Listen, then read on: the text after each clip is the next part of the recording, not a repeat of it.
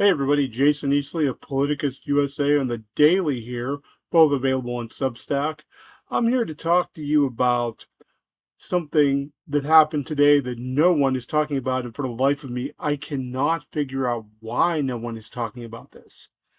Our clip today comes to us via Vice President JD Vance, who tried to explain away the meeting at his residence that was on, then canceled, then apparently held, according to Vance, about Jeffrey Epstein and the Jeffrey Epstein scandal.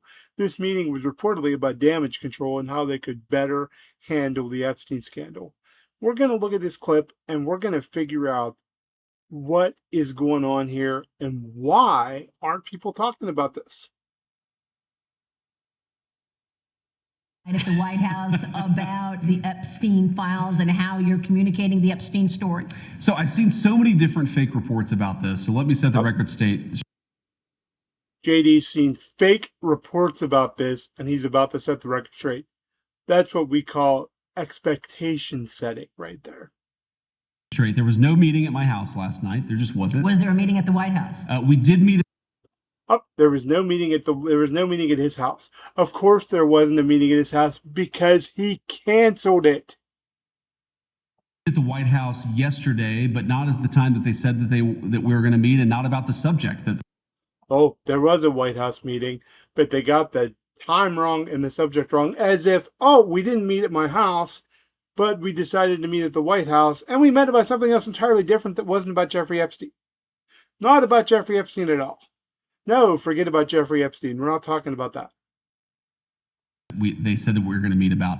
We have a great FBI director and a great Department of Justice lead, Attorney General Pam Bondi, and we met to talk about Here comes the bus. How to ensure we have justice for the American people. We actually didn't talk about the Epstein issue at all. Lie. Lie. Lie. Lie. Lie. Lie. We didn't talk about the Epstein issue. We just pretended like it wasn't a thing, like this thing that's been hounding our administration for nearly 6 weeks was no big deal. Continue, JD, which is not your real name. That was never meant to be the subject of the meeting. And it's one of those things where I guess somebody leaked a calendar entry, maybe. Somebody leaked a calendar entry. No, they didn't leak the calendar entry. They had details of the meeting, who was going to be there, and where it was. That's not a calendar entry. That's people knowing that you were meeting to cover up the Epstein scandal.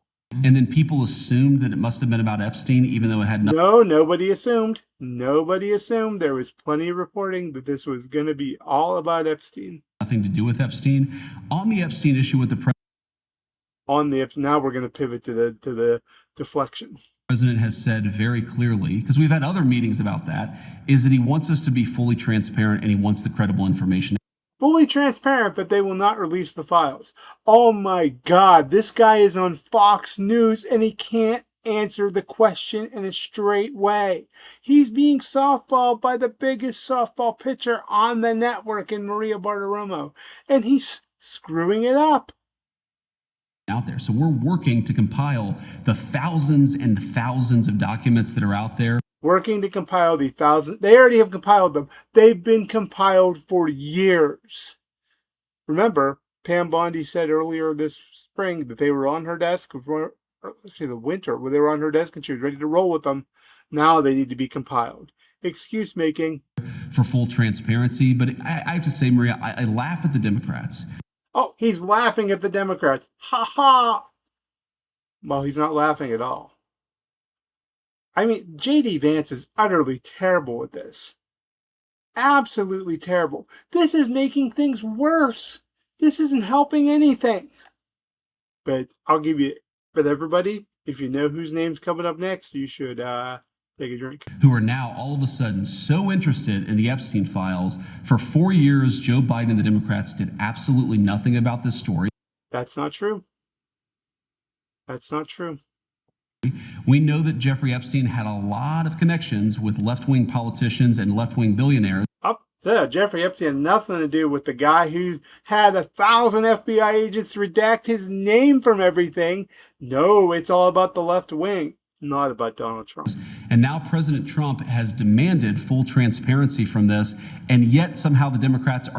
It's demanded full transparency. The guy who said that there was nothing to see and there are no Epstein files and had his own name redacted, now says he's demanded full transparency. Are attacking him and not the Biden administration, which did nothing for 4 years. Oh, Democrats should be attacking the Biden administration because Donald Trump was on Jeffrey Epstein's plane and his name shows up enough times that they had to go through the whole file and redact it. God, this is bad. Years. Was it the right move for Comer to send subpoenas to the Clintons? Boom! Everybody who thought this was going to somehow turn back to Bill and Hillary Clinton, take a drink. It absolutely was, and it drives home how, while the Democrats have tried to make this Epstein thing about anything but the fact that Democrat billionaires and Democrat political leaders. Oh, you know what? I don't know if it was all Democrat billionaires and Democratic political leaders. You know a great way to find out? Release the files. This is all a lie. This is a total lie, because if what JD Vance was saying was actually true, the Trump administration would have released those files at 12:01 p.m. on January 20th when they took office. Went to Epstein Island all the time. Who knows what they did, but it's totally reasonable to ask these questions. Yeah, it's reasonable to ask these questions of Democrats, but don't dare ask them about Donald Trump. This is just an utterly clueless response. Saw in the House's subpoena is they are trying to investigate all of the things related to this particular. Okay, a little note on that subpoena. That subpoena contains the names of 0 members of the current Trump administration. That subpoena contains the names of 0 members of the current Department of Justice. That subpoena does contain the names of Republicans who are on Trump's enemies list.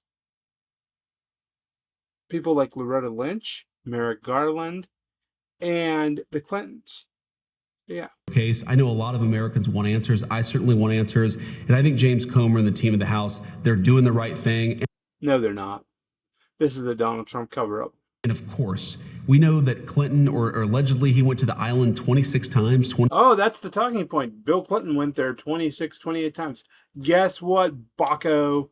Bill Clinton hasn't been president for 25 years. No one cares. What we care about is what the current occupant of the White House may have said or done, or why his name is in those files over and over again, and why he reversed his position on releasing them. 28 times, totally appropriate for Comer to be asking what was going on at that island. A complete and utter fiasco. That's the end of the JD Vance answer. Somehow, the mainstream media has decided to talk about JD Vance is running for president in 2028. Oh, JD Vance talks about tariffs. Who cares? You know, as Bernie Sanders said when asked about JD Vance potentially leading the MAGA movement in 2028, it's irrelevant. It's irrelevant. If this is what they're looking at to be the future after Trump, they're in big trouble. The MAGA movement's dead. Okay? Trump has always said he is MAGA. I'm starting to believe 100% that he's right. There's nothing, because when you look at elections where there's no Donald Trump on the ballot, Republicans underperform or lose. So if this fake Appalachian, who, by the way, isn't a hillbilly, never was a hillbilly, and has mythologized most of his biography according to people in Appalachia, he didn't even live in Appalachia.